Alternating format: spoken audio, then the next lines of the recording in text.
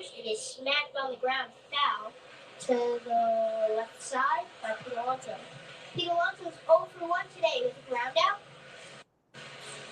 And folks, if you don't know who that is courtesy of SNY New York, and the young man who just did the play-by-play right there on Pete Alonso's bat did an excellent job this past Monday night between the New York Mets and Baltimore Orioles.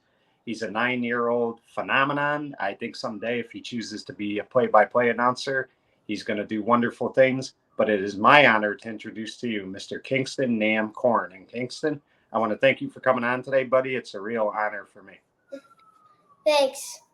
So Kingston, before we get started, before we talk about the other night, just tell me this. It seems like to me you were almost born into being a Mets fan. So when did your love for the New York Mets begin? I watched my first game. Well, I went to a game when I was 3.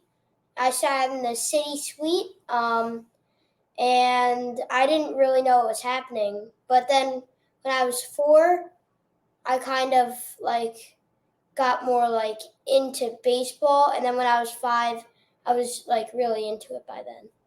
Right. And Kingston, let me ask you, one of the good things about watching baseball on TV is you just can pick up so many things. I mean, I know it's hard to say at 4 or 5 years old, but did you used to practice doing play-by-play when the Mets were on TV when you were that young, or was it I started when I was actually just this year I started. Wow, that's pretty impressive, buddy. But so let me ask you this, Kingston.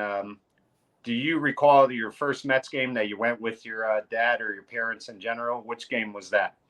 All I know is at Citi Field. I don't remember. Oh, that was a game I was at not too long ago with my sister, and all she did was watch the iPad. She didn't do anything else. Right. Well, at a young age, it's hard to stay focused for 9 innings. But let me ask you, Kingston, who are some of the players on the New York Mets that you like a lot? Do you have a favorite player? It seems like to me. Yeah, my favorite player is Luis Torrens right now. I know Alvarez pinched hit for him, but because he's not the best at hitting. But I like Torrens because he's number 13. That's my number for my Little League. I also like Alvarez and Vientos because I think they'll be all-stars and really good players for the Mets in a few years. They already are. So Yeah, they definitely are. And, Alvarez gave you he capped off your night the other night with a great walk-off home run. That was amazing. And also Winker today. Winker just now.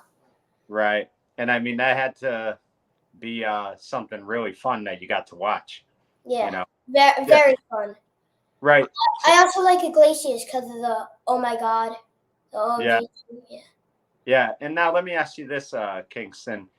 Obviously, you got to do the game and you got to sit in with 3 tremendous announcers. Gary Cohen is probably the best play-by-play announcer in baseball. And then you got 2 Met legends in Keith Hernandez and Ron Darling. I mean, when you were sitting with these guys the other night, were you a little nervous? Because I know at my age, I know I'd be, and you're just a 9-year-old. I was very nervous in the top of the 4th, but then I got to know them in the beginning of the game, and then in the bottom of the 4th, I got a little used to them because I was with them the whole top of the 4th talking to them, and they were really nice, and they told me to just think of them as my 3 grandpas. That's great advice. Kingston, you obviously go to the games a lot. You went with your parents, you went with dad alone, you went with your dad and sister. I mean, how much fun is it to go to a baseball game and just hang out with your dad? Because that's like a bond that you both have with each other. And I got to believe that's got to be so special for you. It's amazing. I love going to Mets games. They're very fun. And my daddy makes them even more fun. Right. Because I personally think he can't make it even more fun than he makes it. He's just an amazing dad, and he's amazing. Can't say anything else about it. And Kingston, just I would think Dad gives you a lot of history of the New York Mets. He's obviously a New York Mets fan, and I'm sure he saw. I have to believe he was probably, probably a young kid, but he got to see the '86 Mets. So I mean, has he talked to you about the history about the New York Mets? I mean, I know this past year they Really, retired. he was 3 years old when the Oh, okay. So he doesn't remember much. So I know Dad wants to see the Mets win a championship as much as you do. But a lot of things have been going on this year at Citi Field that have been special. It started off with retiring Dwight Gooden's number. Then they followed it up with Darryl Strawberry's number being retired. They brought back old timers, I think, last year or the year before. So there's a lot of cool things going on at Citi Field. Just talk to me about what it's like when you're at Citi Field. I mean, do you just feel like you're in like a magical place when you're there? Yeah, I feel like the field is huge, and when I watch it on TV, it's just amazing. Also, I just like. Also, I don't like listening to the dopey commercials. So Right. Now, let me ask you, Kingston, you obviously have listened to a lot of Met games. You listen to Gary, Ron, and Keith. yeah. But have you been able to listen to the radio with Howie Rose? I mean, Oh yeah. yeah, Yeah. he's a great player.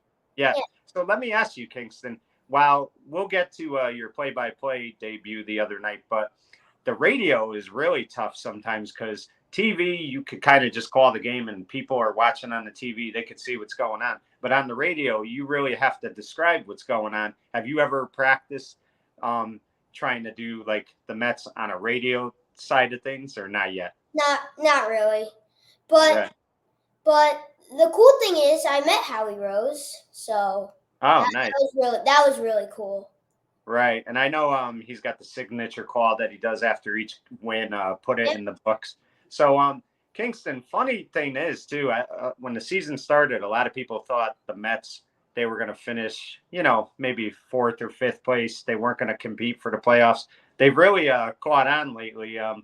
June and July were great months for the Mets. Just talk about your summer watching the Mets this year because you've seen a great summer of Mets baseball. It's amazing. I mean, the beginning of it, I didn't really like it. 0-5 start, but they turned it around, and somehow they're only 2.5 games back. Well, maybe only 2 now if the Braves lose. Of the wild card, and that's crazy because I thought this team was going to be like because Martinez didn't start in the beginning, so I was like, this team's probably going to be like fifth or sixth place in the wild card. Turns out they're fourth place. Yeah, But it's really 2.5 games. It's crazy. And I wish June and July could go on for forever. yeah. Because first of all, I don't have school. Second Right. of all, the Mets were amazing. And Yeah. third of all, I want Grimace to throw the first pitch in every game. Right. Now let me ask you, Kingston, were you able to I know the Mets and Yankees have a big rivalry, and I apologize, I'm a Yankees fan, but were you able to watch the Mets and Yankees series? Because the Mets really did they beat up on the Yankees those two games. I watched the 8-7 victory. Right. And yeah, it was. I watched the whole game. I got to stay up a little bit, and yeah, it was amazing. I was like, oh, I was scared at the end because I thought the Yankees were going to come back. After all, they have Soto and Judge, one of the both two of the best power hitters in the league. So Yeah, and speaking of power hitters, Kingston, one guy I know that Met fans are a little nervous about in the offseason is of course, Pete Alonso, whether he's going to stay or leave. What do you feel about it? I mean, are you a big Pete fan? And I'm sure you want him to stick around, correct? I'm a pretty big Pete fan. I mean, I love the polar bear, but you probably heard the call that I said he's not too fast, but he's faster than a polar bear. Yeah, that was a great call. But what do you think? Do you think they'll bring him back next year? Or how do you think it'll all work out? I actually don't know about the offseason. They have a lot of money. They said they were going to spend a lot. So if they get Soto, they're not going to get really anybody else. So if they get Soto, no Alonso, no Alex Bregman, I think they were trying to get.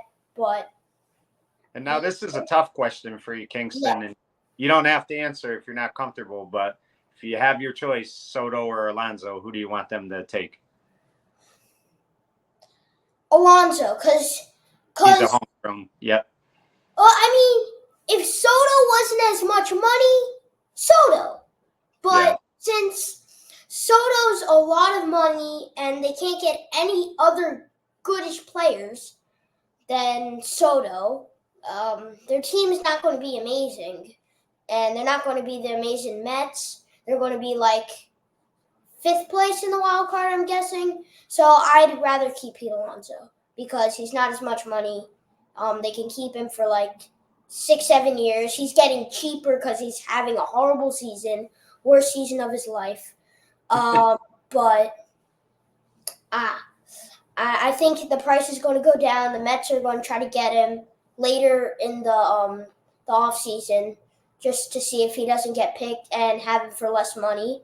And then I think they'll try to get other players like Alex Bregman and some other players who are really good. But Soto, and then you can't get anybody else. So I'd go Alonso. Yeah, definitely. And one other guy, Kingston, I know you enjoy watching, and he's had a great year for the Mets, is Francisco Lindor. And he plays every game. I mean, he makes great plays in the field, and he's really sparked that offense. I mean, it seems like he's getting 2 hits every game. So talk about him a little bit. Well, Lindor's amazing. Ever since he got traded for Rosario, and now he's a Met, he's been amazing. That 3-run home run, the 3-home run game against the Yankees in 2021, the amazing defensive year in 2022, the pretty good year in 2023. He had some slumps on and off, but it was okay. And then now he's been like the Mets' best player. Also, I love his walk-up song, My Girl. Yeah. I like it a lot. Yeah, and he seems to really fit in with the team. I mean, he is like brought a positive energy with him to that team, and that's why I think like they're never out of any game. Even last night when they were down 7-1, they cut it to 7-5 because he keeps everybody loose and he keeps them. They never play tight. They're always playing with energy and they're happy to be out there. And I mean, it looked like last night they might come back and win that game. They really scared Baltimore in that 8th inning. Yeah. I really wish they came back to win it, but I mean, a win's a win today, so you can't really be upset. They won today, and yeah. And also, talking about Lindor, he's going to be on the Mets for a long time. Yeah, there is. And I don't want to be mean, but hopefully he doesn't have like the best season in his last season as a Met, if he doesn't retire by then, because it's like, 10 years from now? But then, so the Mets don't have to pay as much money for him because he's amazing. And I just don't want to get rid of him. He's just one of the best players you could ever get. And I don't think the Indians ever, who are now the Guardians, ever thought of that. But I think they regret getting Rosario instead of keeping Lindor. Right. So let me ask you this, Kingston. This weekend is a big series, and it's going to be hard for you to watch it because the games are going to be on late. They're going to be on 10 o'clock. But it is a big series. I mean, the Padres, I think this could make or break their season. You got to be a little nervous about this weekend, right? Oh, yeah. If they win the series against Padres, I'm confident about the series against the Diamondbacks. If they lose the series or get swept, that's the worst thing. I'm okay with them if they go 2-2 against the Padres. I have faith in them against the Diamondbacks. But if the Mets get swept by the Padres or they lose the series against the Padres, it's not going to look good. And right now they're having a very confident flight to San Diego, or in a few hours. They're going to have a very confident flight to San Diego, and I think I think they're going to come in ready to play ball, and I hope they tear it up in Arizona, and I hope they tear it up in San Diego. Right. And speaking of ballparks, Kingston, I know you've went to Citi Field a number of times. Have you been able to go to any other major league ballparks yet? I've gone to the Pirates Stadium. Yeah, which they say is beautiful. I mean, they say it's amazing. I love it. I personally, it's actually almost as good as Citi Field. I can't say it's the best because right. there's this little mini field in Citi Field. You have to be 54 inches or lower to get to swing a bat, try to hit home runs, and play in the field. But it's really fun, and yeah. And Kingston, what is it about baseball that really brings you to want to watch every game every night? I mean, what is it about the sport you love? I mean, it's my favorite sport, but kids your age and 9 years old, sometimes it's hard to watch a whole 9 inning game. But you seem to have your eyes glued to that TV when the Mets are on. Oh yeah, well, it's really the only thing I enjoy watching. That's really the only thing I watch, except for my sister's TV show called Bluey. Yeah, Bluey. Yeah. And it's not the best show. It's pretty funny, but right. Yeah. So let me ask you, Kingston. The other night, first off, I remember when they told you were going to be the contest winner for Kidcaster. You were in the stands with your dad. What was that feeling like when you were told you were going to be the kid chosen to do that? What was that feeling like for you? I was literally speechless. I didn't know what to say, and I was very surprised. I thought, since I hadn't heard in so long, I thought my dad, since my dad didn't tell me, I thought he didn't want to spoil the bad news or something. I thought like a 12-year-old, like he said, 12-year-old was just as good as me and got it, or a 12-year-old better than me and got it. But I was surprised when I found out I got it. I actually got it, and it was just yeah. And I remember seeing that game, and I could hear you talk seeing you talk that night. You sounded very, very articulate, like you're good on the mic and stuff like that.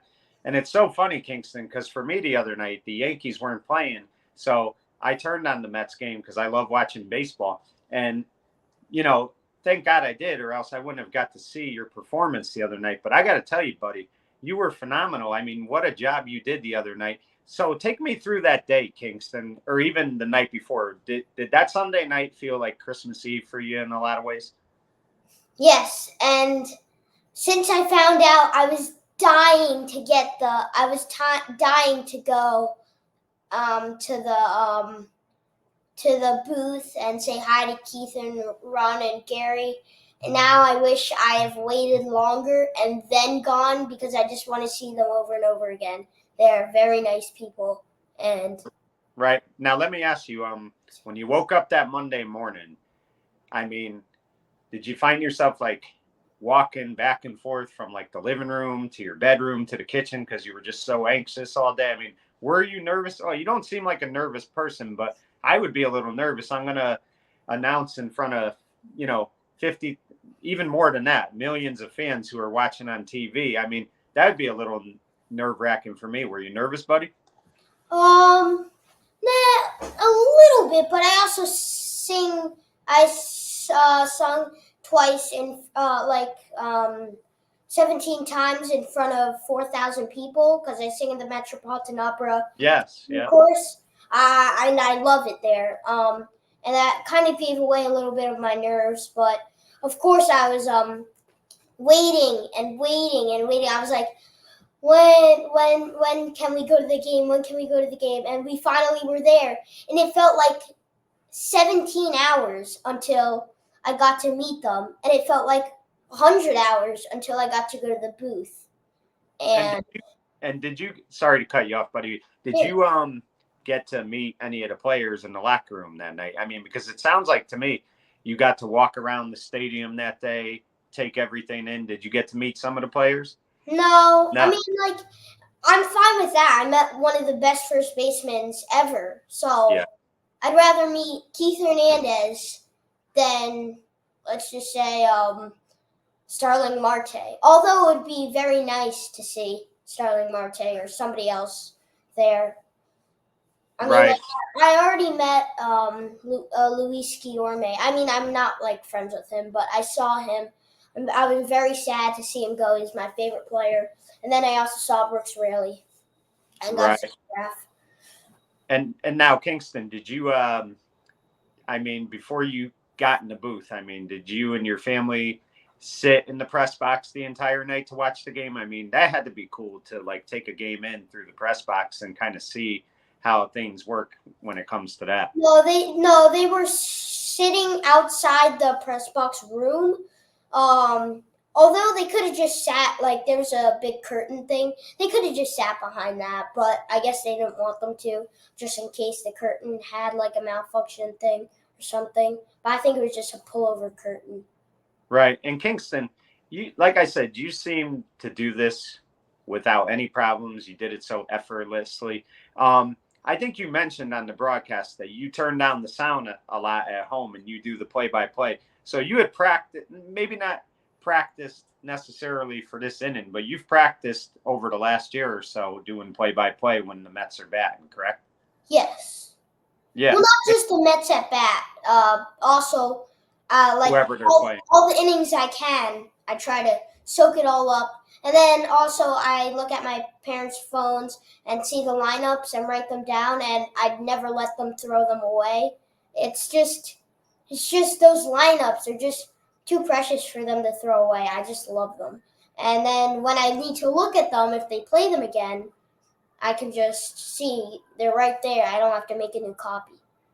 Right. So talk to me about that fourth inning, Kingston. Number one, the top of the fourth. You're being interviewed by Gary, Ron, and Keith, which I know that had to be so awesome for you. And then the bottom of the fourth, they're letting you call the play-by-play, and you did a great job. Talk about that whole fourth inning, what that was like for you. Well, first of all, thank you. And second of all, yeah, it was very fun in the booth. I remember what they said. Just think of us as your three grandparents. And then I just took it from there. I tried to be my best self. I fidget a lot, so they gave me a pen to like write stuff on this paper, and I forgot to take it home, but I was writing stuff down, and when I got very like anxious or like fidgety, I gripped the pen, and so I wouldn't like move my hands all over the place. Yeah. And Kingston, what was really cool too, and I know you said you didn't really plan it this way, but you had the orange tie, so you had the Mets colors on. And I mean, you came prepared for this. Like, I mean, I'm telling you, buddy, someday I could see you doing play by play because you were just so outstanding, but you were so prepared. And that's important too, because whenever you're doing something, you want to be very well prepared. And you really were the other night. You had done your homework for this game. Thanks.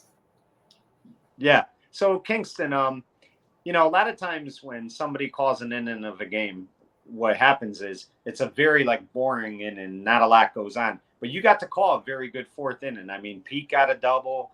I mean, I believe the Mets scored in that inning, if I Yeah, remember correct. Yeah. yeah. So Taylor you got got an to RBI call. single. Yeah. And the other thing is too, that makes the inning go longer. So it gives you more time to be able to call the game when the batters are coming up. And what I really like that you did, Kingston, is every time the pitcher was pitching, you would say pitch number 55, pitch number 56. You knew each batter what they did, whether they were 1 for 1 or they walked or they were 0 for 1. So I mean, you were very into the game, and you talked about it, keeping those scorecards and stuff. They're really valuable when you're trying to call the game and give people the rundown of what each player's done. Thanks. Yeah. So I mean, talk to me about when that inning was over. Did you take a deep breath or did you want to keep going? I'm sure you wanted to go the whole game, right? I wanted to go the whole game, and when I saw that home run, I was like, man, did I want to keep doing the whole game. If they lost, I would be like, okay, maybe I didn't really want to, because the Orioles came back a little bit, Right. and then I was like, ooh, maybe I don't want to do this whole game. But then I finally saw the Alvarez walk-off home run. That was really amazing. Yeah. So And it's like a night that you're never going to forget, Kingston. You're going to remember this when you're, an adult, when you have kids someday, stuff like that. You could tell them about this because you're never going to forget that moment. And that's what's really cool, because it would still be a special moment, even if the Mets got beat. But them winning the way they did, where Alvarez hits the walk-off home run, it just made for your night. Like I said, it was like Christmas in August for you. I had 2 Christmases that actually I had one Christmas. I'm going to have another one. Well, that wasn't really a Christmas, but it was one of the best days of my life. I really enjoyed it. Yeah. And, Kingston, I know like you're kind of young to really appreciate this, but there have been several videos already of your play-by-play on YouTube, and within an hour, one of the videos got 1,000 views. So, I mean, when people are viewing that, they're viewing to listen to you. They heard it, maybe they didn't see your game. They're going on to watch you. So that's got to make you feel good that so many people were going on YouTube and watching your play-by-play. No, I appreciate it very a lot, and I didn't know it was going to get that many views, but it did, and Yeah, it was it's just really great. cool. So Kingston, you mentioned about singing. You sing in the opera. Is that what you said? Mm-hmm. Talk about that, because that's got to be so exciting when you're doing that. I mean, you must just feel like $1,000,000 because you're singing in front of all these people, and you obviously enjoy singing. That has to be something that is just right up there with doing this play-by-play thing you did with the Mets. I don't know which is better, play-by-play or Metropolitan Opera. But at first, my parents took me there, and they kind of forced me to go. I didn't even want to go, but then I found out when so I auditioned to be in the beginners class, and after a month of being in the beginners class, or 2 months, I moved up to the advanced class, and I was very excited and also nervous. And the first day I got very overwhelmed, but then I started loving the Met, and I still do, and it's one of the best things I've ever done in my life besides the play-by-play announcing. Yeah, I mean, it just seems like that's such a neat thing to do, and it's a lot of fun. So, Kingston, before we go, let me ask you. We talked about the Mets; they're on this playoff push. I gotta believe that if the Mets make the playoffs, you would love to attend a playoff game, correct? I mean, that would be a dream come true. And I'll tell you what, I would love to see the Mets let you do an inning on the radio if they ever made the playoffs. I think that'd be so awesome. That would be amazing. But I've never gone to a Mets playoff game. I'm really hoping I can go to one this year. After all, my dad's friend who we met like last year, 2 years ago, he has season tickets. So yeah. And if I do, I'll try to announce it by myself without taking all the noise in. Yeah, that would be so awesome. I would love to see that. But Kingston, I want to thank you for giving me a few minutes today, buddy. To me, you're a hardworking kid. You got a lot of energy, and the thing I like about you the most is just what a nice and respectful young boy you are. You really are very polite, and that's a credit to your parents. And I really do thank you for coming on today, buddy. It was a real honor for me. Thanks. Well, thank you, buddy. And folks, there you have it. I encourage everybody to go on YouTube and listen to this very talented and gifted young boy do the play-by-play. He is just a hardworking kid. Like I said, he's dedicated and he's committed to being the very best he could be. And you could just tell that he's prepared with everything he does. And folks, never stop dreaming, because Kingston had a dream and he didn't just dream it, he did it. So we applaud him and congratulate him for that. For In the Spotlight, I'm Mike Kenichi. He's Kingston Nahm Korn saying goodbye, everyone.